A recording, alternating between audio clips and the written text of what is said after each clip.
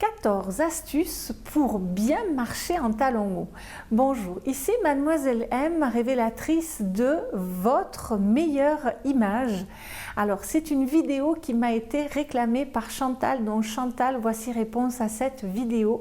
Comment bien marcher en talons hauts?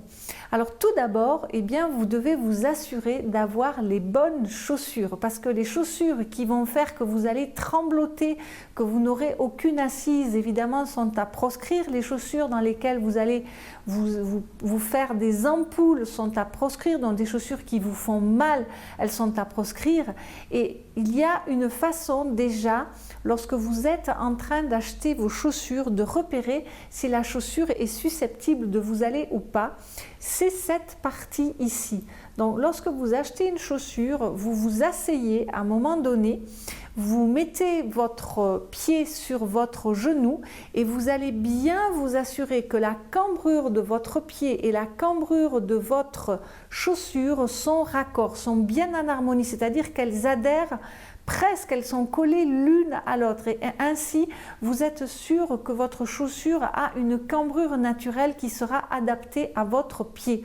Vous pouvez également être vigilante par rapport au talon. Si vous voyez que le talon est trop à l'intérieur de votre chaussure, vous risquez de perdre un petit peu pied comme ça justement.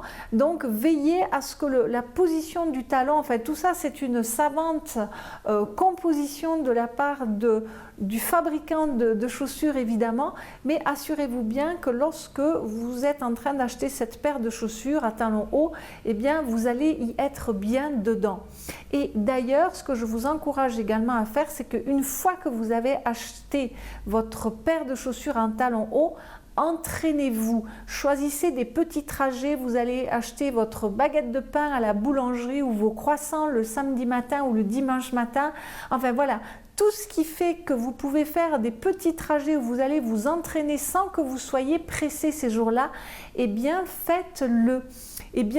Assurez-vous également aussi d'avoir diverses hauteurs de talons. Des talons hauts, on peut dire que ça part de 8 cm, vous en avez de 8, de 10, de 12, de 14 et même plus centimètres. Trouvez la bonne hauteur de talon en fonction de votre pied. Et ce que je vous expliquais tout à l'heure par rapport à la cambrure de la chaussure, ça a des répercussions par rapport à la hauteur du talon. Parce qu'en réalité, ce n'est pas la hauteur du talon qui est déterminante, mais bel et bien la bonne cambrure de la chaussure et le bon position du talon qui font que vous allez être à l'aise dans votre chaussure. Ensuite, concernant la démarche elle-même, d'abord, lorsque vous êtes en talons hauts, vous devez jouer aux princesses. On a le droit de vous attendre, donc vous marchez lentement.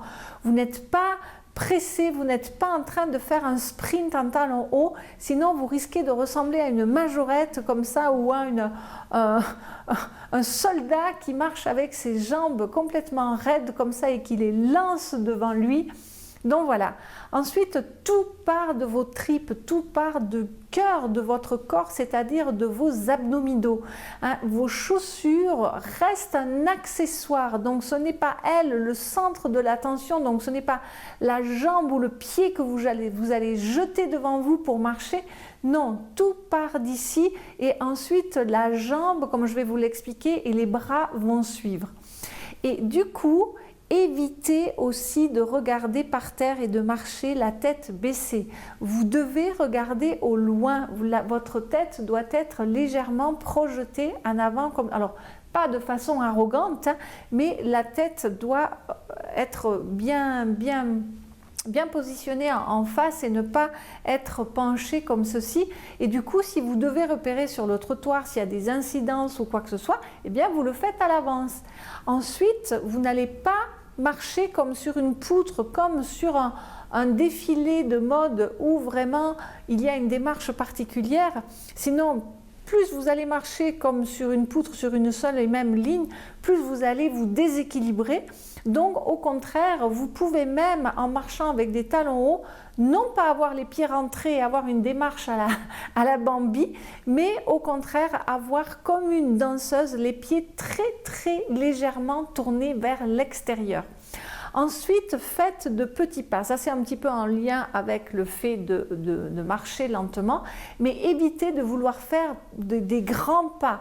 Privilégiez plutôt des petits pas qui vont justement faire que vous allez pouvoir poser votre pied en entier. C'est-à-dire que c'est d'abord le talon qui se pose et ensuite la plante du pied pour finir à la fin, parce que vous êtes propulsé déjà par l'autre jambe, par les orteils.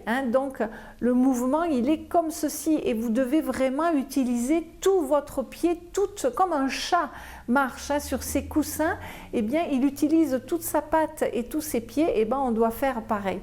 Et du coup, comme le chat, soyez détendu. Soyez détendu, mettez les épaules en arrière, vous n'êtes pas comme sur des skis. Quand on est sur des skis, on a tendance comme ça à vouloir s'agripper et à mettre le poids du corps en arrière. Non, le poids du corps, il est bien centré, vous êtes bien détendu, ce sont vos abdos qui vous tiennent.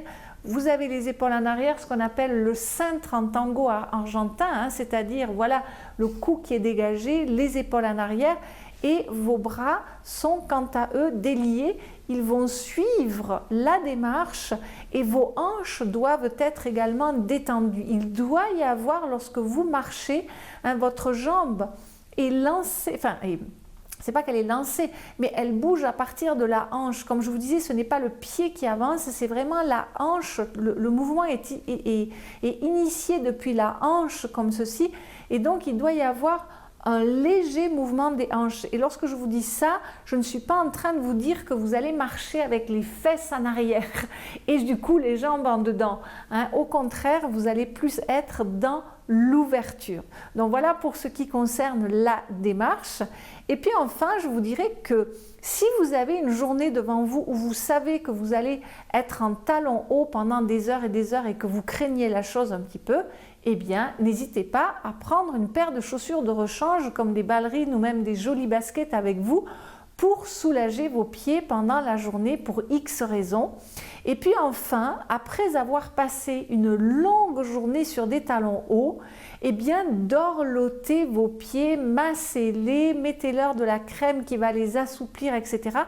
Et aussi, ne descendez pas abruptement de vos chaussures. Imaginez, votre pied a été cambré toute la journée, puis boum, tout d'un coup, il passe à 0 cm de hauteur, donc c'est brutal pour la colonne et pour les tendons et pour les mollets, etc. Donc avant de quitter vos chaussures, asseyez-vous, faites tourner votre pied autour de votre cheville, quelques mouvements dans un sens et puis dans l'autre, et ensuite enlevez vos chaussures et mettez-vous debout avec les pieds bien à plat. Votre dos, votre corps, vos jambes, vos talons vous remercieront. Ça, c'est un truc qui m'a été donné par mon masseur. Voilà, j'espère que cette vidéo avec ces 14 conseils fait que vous allez vous sentir beaucoup plus à l'aise en marchant sur des talons hauts. En tout cas, j'espère que cette vidéo, Chantal, aura répondu à votre question. Moi, je ne vais pas finir sans vous remercier, bien entendu, pour vos pouces bleus vers le haut, pour vos partages, pour vos commentaires et bien sûr pour vos abonnements. Et d'ailleurs, si en vous abonnant, vous n'avez pas encore réclamé tous vos cadeaux, tous vos bonus de bienvenue, eh bien, ils se trouvent juste en dessous de cette vidéo ou à la fin de cette vidéo. Quels sont-ils? Ils sont 5 vidéos sur les fondamentaux de votre meilleure image, l'histoire d'un relooking vu de l'intérieur par Christine, la symbolique des 12 principales couleurs à travers un ouvrage donc de 140 pages, ou enfin le dernier bonus qui a été mis à disposition pour vous, eh bien il s'agit d'un document sur les différents dress codes existants. Voilà, c'était Mademoiselle M, révélatrice de votre meilleure image. Bye bye.